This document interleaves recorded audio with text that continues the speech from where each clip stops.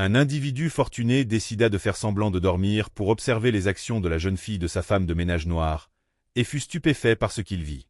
Un coffre-fort avait été laissé grand ouvert, rempli de grandes quantités d'argent dépassant ce que la plupart des individus gagneraient dans toute leur vie. Thomas Mitchell resta immobile dans son fauteuil en cuir, respirant régulièrement, les yeux partiellement ouverts, observant attentivement chacun de ses mouvements. La jeune Jasmine, âgée de seulement 6 ans, entra dans le bureau en tenant la main de sa mère Diana. Elles étaient arrivées pour leur service de nuit, une routine qu'elles suivaient depuis 2 ans au sein de l'entreprise de Thomas. La petite fille portait de minuscules gants roses, un cadeau que Diana avait acheté pour que sa fille se sente utile en l'accompagnant pendant les vacances scolaires. Thomas avait minutieusement planifié ce moment précis. Après avoir découvert que son associé avait détourné 3 millions de dollars, sa foi en l'humanité avait été complètement brisée. À 45 ans, il avait bâti un vaste empire commercial, mais il se demandait maintenant si des personnes véritablement honnêtes existaient encore dans le monde. Le test était simple. Laisser le coffre-fort ouvert avec une grande fortune clairement visible et observer si quelqu'un pouvait résister à la puissante tentation. Diana commença à nettoyer les étagères, profondément absorbée par ses tâches. Jasmine, avec la curiosité naturelle d'un enfant, s'approcha du bureau où Thomas semblait dormir. Ses petits yeux brillèrent à la vue de tant de billets, plus qu'elle n'en avait jamais rencontré dans sa jeune vie. Thomas retint son souffle, anticipant une autre déception. Cependant, ce qui se passa ensuite le laissa complètement immobile. Jasmine ne toucha pas l'argent. Au lieu de cela, elle remarqua que les billets étaient désordonnés et commença à les arranger méticuleusement, les triant par dénomination et les empilant avec la précision que l'on attendrait d'une minuscule experte financière. Ses mains délicates travaillèrent avec une douceur remarquable, comme si elle manipulait quelque chose de sacré. « Maman, chuchota-t-elle doucement. L'argent de Monsieur Thomas était tout en désordre. Je l'ai bien organisé, comme tu m'as appris à faire avec nos pièces à la maison. » Diana se retourna rapidement, surprise. « Jasmine, tu ne dois pas toucher aux affaires personnelles du patron. » Mais Jasmine répondit, « C'était en désordre, maman. Il sera content quand il se réveillera et verra tout en ordre. » Thomas éprouva un sentiment qu'il n'avait pas ressenti depuis de nombreuses années. Sa gorge se serra d'émotion. Cet enfant, qui n'avait probablement jamais eu plus de 20 $, avait organisé une fortune entière au lieu de prendre un seul sou. De plus, elle s'était assurée d'informer sa mère de ses actions avec la transparence innocente de quelqu'un qui n'a rien à cacher. Ce que Thomas ignorait, c'est que ce simple acte d'intégrité d'une enfant de 6 ans allait déclencher une chaîne d'événements qui non seulement transformerait sa propre vie, mais révélerait également des vérités sur les préjugés, la gentillesse et la véritable valeur des individus d'une manière qu'il n'aurait jamais pu imaginer.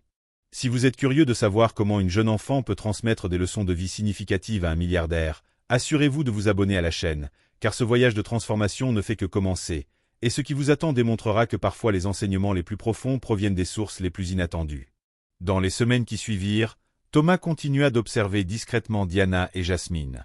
Il découvrit que Diana travaillait 2 équipes, nettoyant dans son entreprise la nuit et dans un cabinet médical le matin.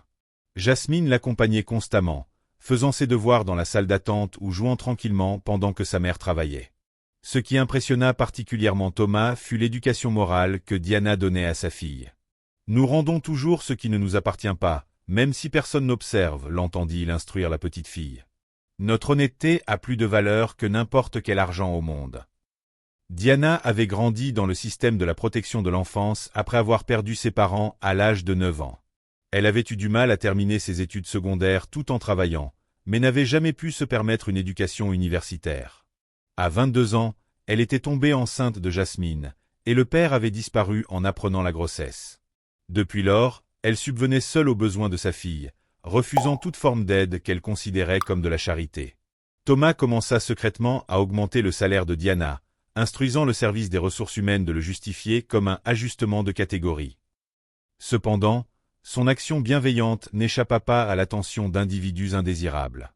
Richard Blackwood, le vice-président des opérations, un homme de 50 ans habitué aux privilèges hérités, remarqua l'activité financière lors d'une réunion. « Thomas, pourquoi dépensons-nous des fonds supplémentaires pour le personnel de nettoyage, en particulier pour cet employé spécifique ?» demanda-t-il. « Diana est une professionnelle exceptionnellement compétente, répondit Thomas sèchement. Excellente. Richard ricana avec mépris. Thomas, Vous devez comprendre la place appropriée pour ces individus. Donnez-leur une pièce supplémentaire, et bientôt ils exigeront tout le coffre-fort. C'est simplement dans leur nature. Thomas sentit une bouffée de colère, mais parvint à maintenir son calme. Richard était le fils de l'un des fondateurs de l'entreprise et possédait un nombre substantiel d'actions. Ses points de vue préjugés avaient toujours été tolérés par le conseil d'administration en raison de son influence financière. De plus, Richard continua, « Elle amène cet enfant ici, c'est totalement inapproprié. Quel genre de mère expose un enfant à un environnement d'entreprise? Clairement, elle manque d'une structure familiale adéquate. » Ce soir-là, Thomas fut témoin d'un incident qui l'exaspéra. Richard était resté tard au travail et avait rencontré Diana dans le couloir. « Écoutez attentivement, déclara-t-il d'une manière menaçante. Je sais que vous recevez plus d'argent que vous ne méritez. Je ne sais pas quel genre de faveur vous faites, mais cela va cesser. » Le visage de Diana devint pâle. « Monsieur, je ne comprends pas. » « Bien sûr, vous ne comprenez pas. Les gens comme vous ne comprennent jamais. Vous acceptez simplement ce qu'on vous donne et vous restez silencieuse, et sortez cet enfant d'ici. Ce n'est pas une garderie. » Jasmine se cacha derrière sa mère, effrayée par le ton agressif. Diana étreignit sa fille de manière protectrice. « Monsieur, je fais simplement mon travail. Votre travail est de nettoyer et de ne pas vous faire remarquer. Rien de plus. » Thomas observa tout depuis son bureau, éprouvant un sentiment qu'il n'avait pas ressenti depuis des années, une colère purificatrice. Richard avait franchi une limite qui ne pouvait être franchie. Non seulement il avait insulté Diana, mais il avait aussi effrayé une enfant innocente dont la seule offense était d'accompagner sa mère au travail. Cette nuit-là, Thomas prit une ferme décision. Il ne suffisait plus de simplement observer. Richard Blackwood avait révélé sa vraie nature, et Thomas possédait les moyens d'agir. Ce que Richard ignorait, c'est que Thomas avait enregistré toute la conversation.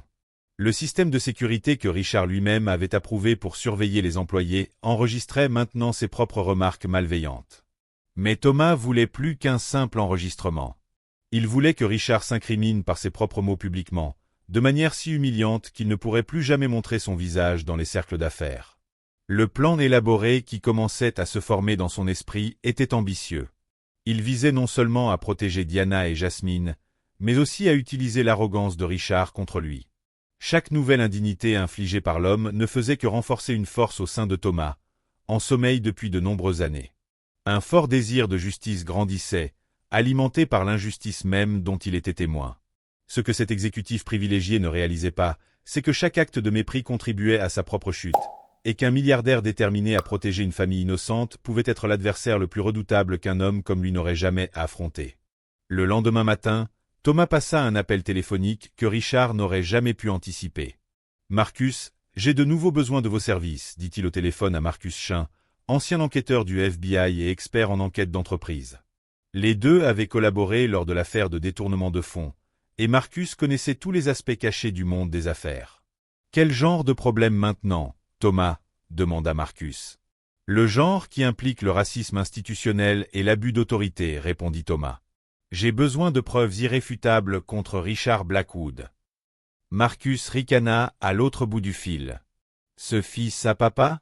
Ce sera plus simple que de prendre un bonbon à un bébé. Les hommes comme lui laissent toujours des indices. » Pendant ce temps, Richard intensifia sa campagne d'intimidation psychologique contre Diana. Le lundi, il se présenta au service des ressources humaines avec une liste d'infractions fabriquées.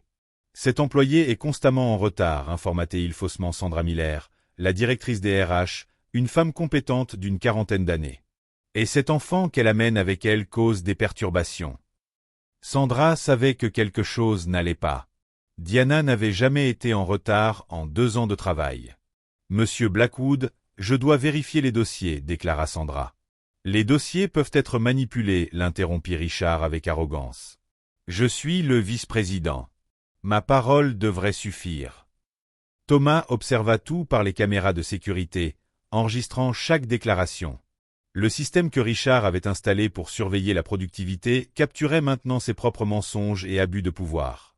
Le mercredi, Richard franchit une limite encore plus périlleuse. Il intercepta Diana sur le parking alors qu'elle arrivait avec Jasmine pour le service de nuit. « Écoutez attentivement, dit-il, lui bloquant le chemin vers l'entrée. Je sais que vous faites plus que simplement nettoyer pour gagner cet argent supplémentaire.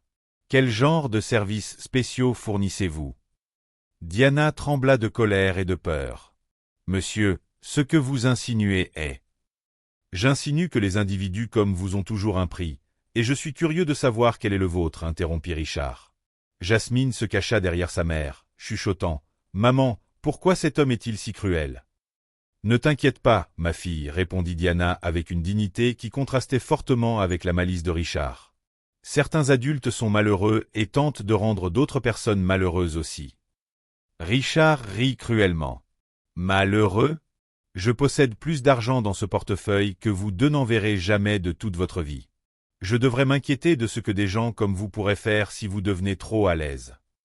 Thomas regarda l'enregistrement cette nuit-là avec une fureur contenue qui s'intensifiait à chaque relecture. Marcus était arrivé avec un dossier préliminaire sur Richard qui confirmait les soupçons de Thomas.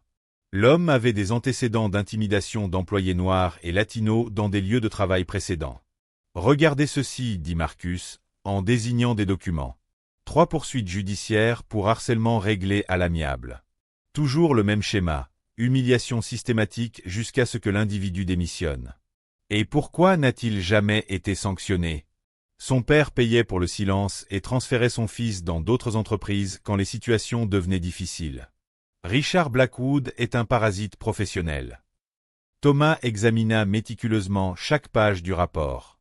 Richard n'était pas simplement préjugé, il était un prédateur en série qui exploitait sa position et sa richesse pour tourmenter des individus vulnérables. Marcus, je veux absolument tout sur lui. Appels téléphoniques, emails, médias sociaux, schéma de comportement, tout. Thomas, vous envisagez quelque chose d'important, demanda Marcus. Je prévois la justice, déclara Thomas. Le jeudi, Sandra Miller s'approcha discrètement de Thomas. Monsieur Mitchell, je dois parler de Richard Blackwood. Il plaide fortement pour le renvoi de Diana, mais je n'ai aucune base légale. Je soupçonne qu'il y a quelque chose de personnel en jeu. Thomas feignit la surprise. Quel genre de pression?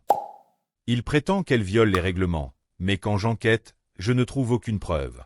Hier, il a suggéré que les gens comme elle ne devraient pas avoir accès aux zones administratives après les heures de bureau. Les gens comme elle. Sandra hésita. Monsieur, je crois qu'il y a des implications discriminatoires dans sa conduite. C'était l'opportunité dont Thomas avait besoin. Sandra, si vous soupçonnez une discrimination, vous devez tout documenter officiellement. Lancez une enquête interne, mais il est le vice-président, et je suis le président. Documentez tout. Cette nuit-là, Thomas mit la deuxième phase de son plan en action. Il donna l'instruction au service informatique d'installer des microphones supplémentaires dans les zones où Richard était connu pour intimider les employés. Officiellement, cela fut présenté comme une amélioration du système de sécurité. En réalité, c'était un piège numérique. Vendredi soir, lorsque Richard crut qu'il était seul au bureau, il passa un appel téléphonique. Thomas entendit tout grâce au système audio. « Papa, cette situation dont nous avons discuté. Oui, la femme de ménage noire. Elle devient un problème. J'ai besoin que tu utilises tes relations pour lui créer des difficultés juridiques.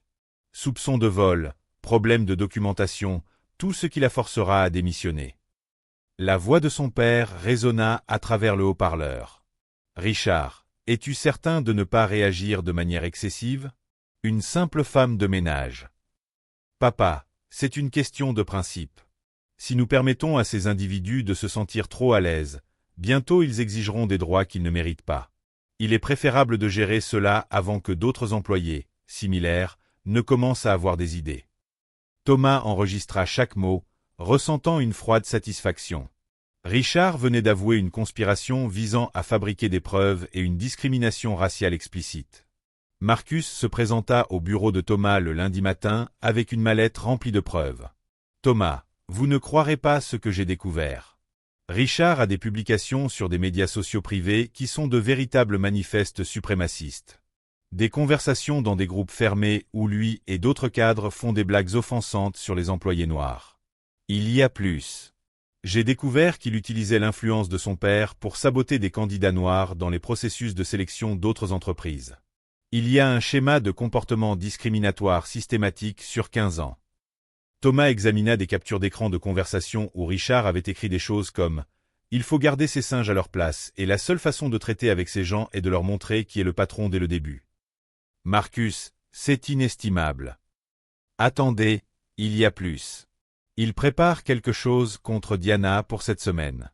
J'ai intercepté des messages de lui organisant un vol mis en scène. Thomas sentit le sang lui quitter le visage. Que voulez-vous dire? Il a l'intention de placer quelque chose de valeur dans ses fournitures de nettoyage, puis de le révéler publiquement. Il contactera la police, créera une scène dramatique et l'humiliera devant tout le monde. À ce moment-là, Thomas réalisa que Richard avait gravement sous-estimé la personne à qui il avait affaire. L'homme croyait avoir affaire à un patron distrait et à une employée sans défense. Il n'avait aucune idée qu'il marchait directement dans un piège méticuleusement préparé qui avait mis 15 ans à se construire. Thomas regarda Marcus avec un sourire qui n'atteignait pas ses yeux. « Parfait. Laissez-le faire. Plus il ira loin, plus sa chute sera dure. » Ce que Richard Blackwood ignorait, c'est que chaque action cruelle qu'il entreprenait était scrupuleusement documentée par quelqu'un qui avait transformé la protection des innocents en une science exacte, et qui possédait des ressources illimitées pour s'assurer que justice serait rendue de manière si dévastatrice qu'elle deviendrait légendaire dans les cercles d'affaires. Le mardi suivant, Richard exécuta son plan ignoble avec l'arrogance confiante de quelqu'un qui n'avait jamais rencontré de véritables conséquences. À 20h ce soir-là, lorsque Diana et Jasmine arrivèrent pour leur service de nettoyage, il avait déjà placé une montre Rolex d'une valeur de 15 000 $ dans le chariot de nettoyage. « Parfait, marmonna Richard, observant depuis les caméras de sécurité. Je lui donnerai 15 minutes pour commencer son travail, puis je la prendrai la main dans le sac. » Ce que Richard ignorait, c'est que Thomas était à l'étage, surveillant chacun de ses mouvements sur des écrans haute résolution. Marcus Chin était stratégiquement positionné sur le parking avec une camionnette équipée de dispositifs d'enregistrement. 3 journalistes d'investigation, discrètement contactés par Thomas, attendaient à l'extérieur du bâtiment. « Marcus, il vient de placer la montre », rapporta Thomas par radio. « Activez les enregistrements supplémentaires. » Confirmé. Toutes les caméras supplémentaires sont opérationnelles. Nous avons des angles qu'ils ne soupçonnent même pas. À 20h20, Richard descendit au bureau où Diana nettoyait tranquillement pendant que Jasmine faisait ses devoirs à une table voisine. Il amena 2 gardes de sécurité avec lui et feignit de mener une inspection de routine. « Madame Diana, » dit Richard avec une fausse politesse, « je dois inspecter vos fournitures de nettoyage.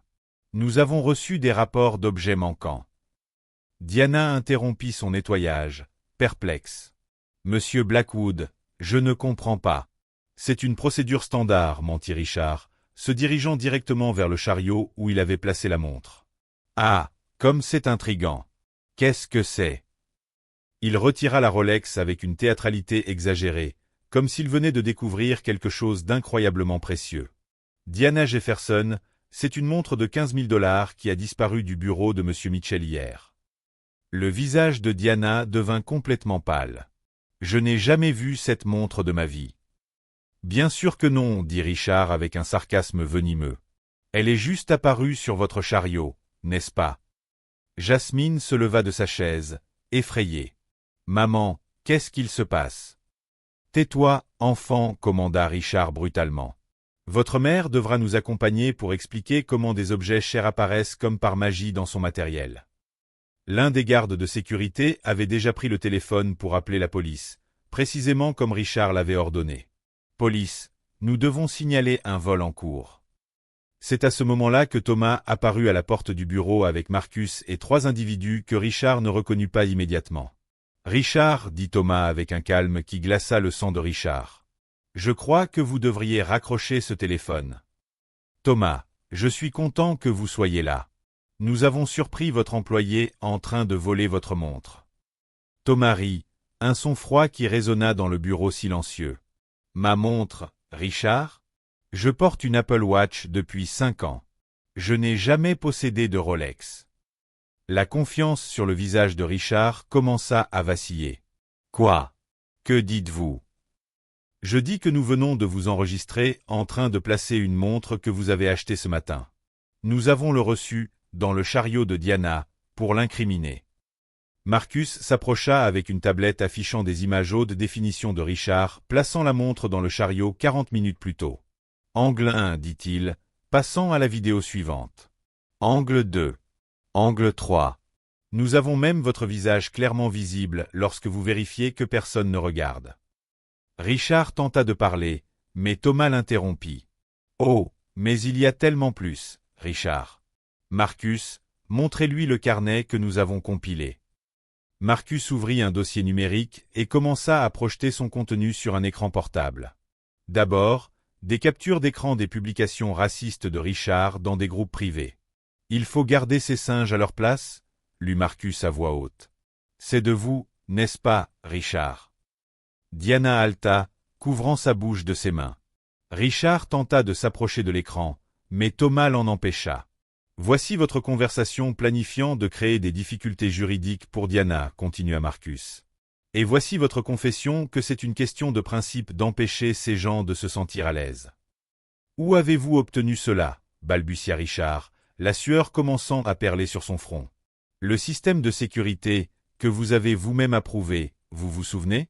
Y compris cet appel à votre père conspirateur pour fabriquer des preuves contre une employée innocente. L'une des journalistes s'identifia. Jennifer Walsh, Channel 7 News. Monsieur Blackwood, souhaitez-vous commenter ces preuves de discrimination raciale systématique et de conspiration pour fabriquer des preuves criminelles? Richard saisit enfin la gravité de la situation. Vous ne pouvez pas utiliser cela.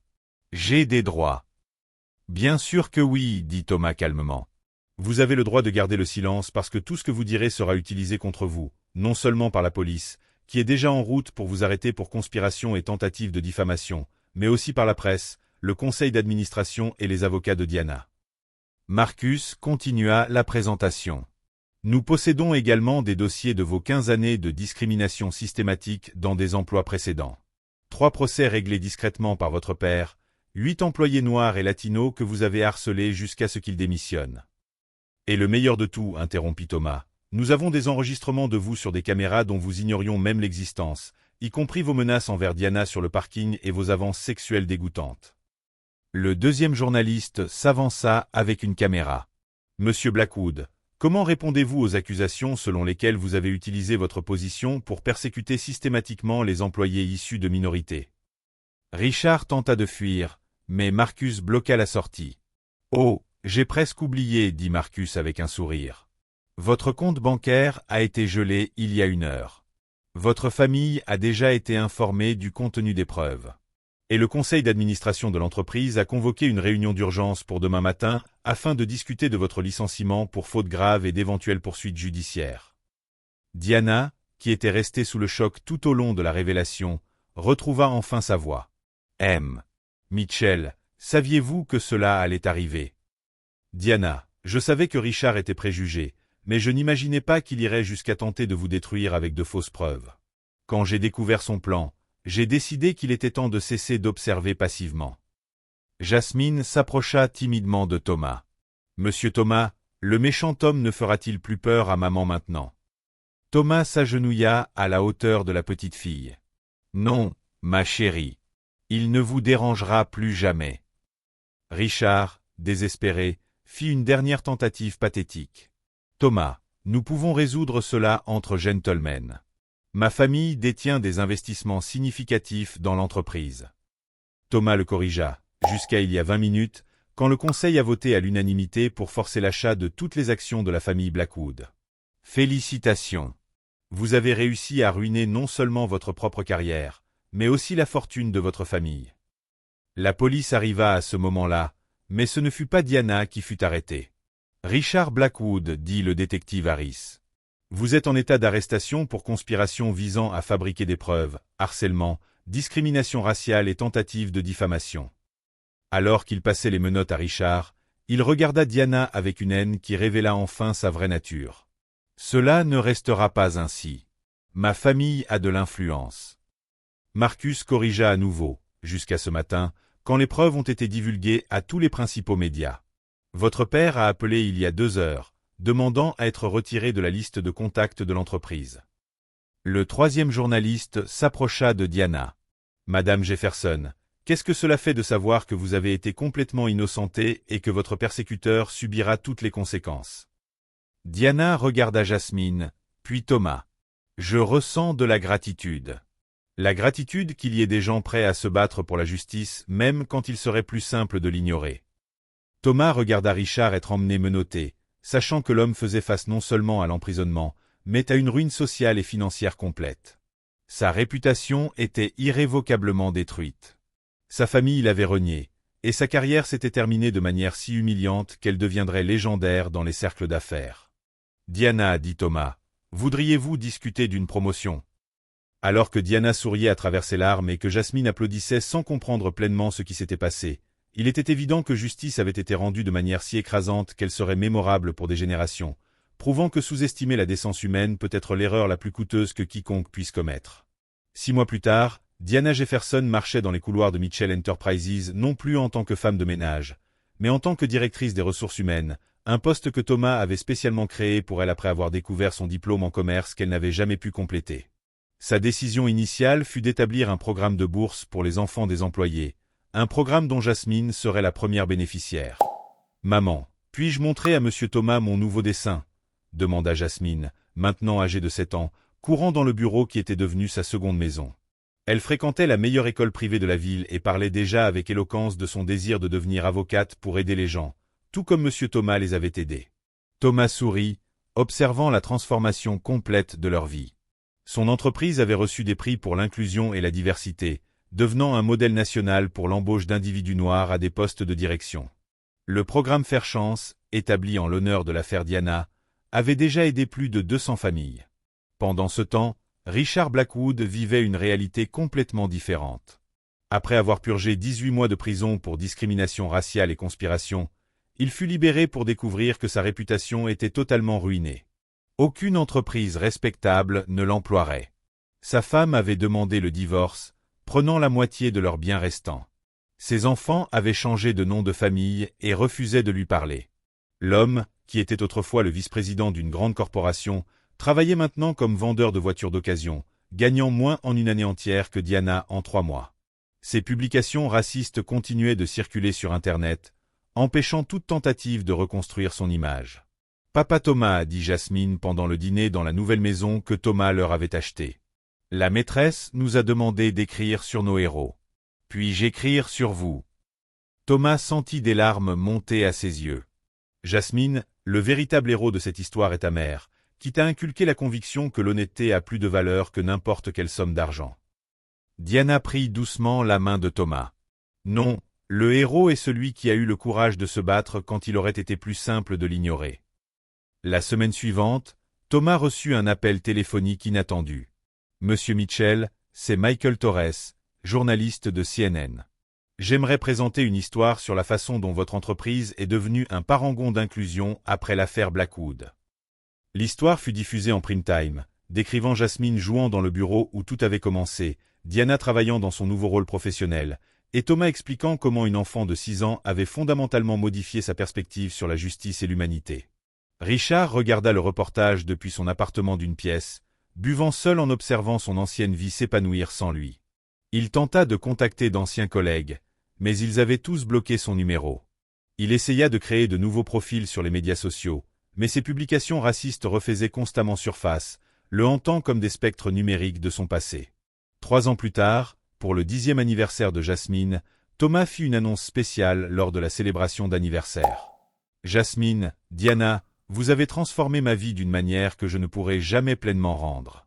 C'est pourquoi j'ai créé le fonds éducatif Jasmine Jefferson, qui fournira des bourses universitaires à de jeunes individus noirs talentueux pour les 50 prochaines années. » Jasmine courut l'embrasser. « Merci d'avoir cru en nous quand personne d'autre ne l'a fait. » Le même jour, Richard tentait d'obtenir un emploi dans une station-service, mais fut rejeté après que le gérant eut cherché son nom en ligne et découvert le célèbre article sur la discrimination raciale. Sa chute avait été si complète et publique qu'elle devint une étude de cas dans les écoles de commerce, illustrant comment les préjugés et l'arrogance peuvent détruire entièrement des carrières. Thomas réalisa que la véritable rétribution n'était jamais de détruire Richard. Il s'agissait de construire quelque chose de bien plus grand qu'il n'aurait jamais pu l'imaginer. Il transforma une entreprise ordinaire en un phare de justice sociale, créa des opportunités pour des centaines d'individus, et démontra que l'intégrité mène à une prospérité authentique. L'honnêteté d'une enfant de 6 ans m'a appris que la réponse la plus efficace à la haine est l'amour et l'action décisive, déclara Thomas lors d'un discours à l'université Harvard. Richard a tenté de nous rabaisser, mais il nous a finalement élevés à des sommets que nous n'aurions jamais rêvé d'atteindre. Aujourd'hui, Jasmine fréquente une école préparatoire avec des aspirations pour Harvard. Diana est titulaire d'un MBA et est reconnue nationalement pour ses innovations en ressources humaines. Et Thomas a été honoré par le gouvernement pour ses contributions significatives à l'égalité raciale dans l'environnement d'entreprise. Richard, quant à lui, vit toujours seul, occupant divers petits boulots, dont on se souvient seulement comme un exemple de ce qui arrive lorsque quelqu'un sous-estime le pouvoir profond de la décence humaine combiné à la détermination inébranlable d'agir avec droiture. La vraie justice n'était pas l'emprisonnement de Richard ni sa ruine financière. C'était de prouver que la gentillesse, lorsqu'elle est protégée par la force, construit des héritages qui inspirent des générations. Si ce récit de transformation a touché votre cœur, abonnez-vous à la chaîne pour découvrir plus d'histoires qui affirment que faire le bien en vaut toujours la peine, même lorsque cela semble impossible.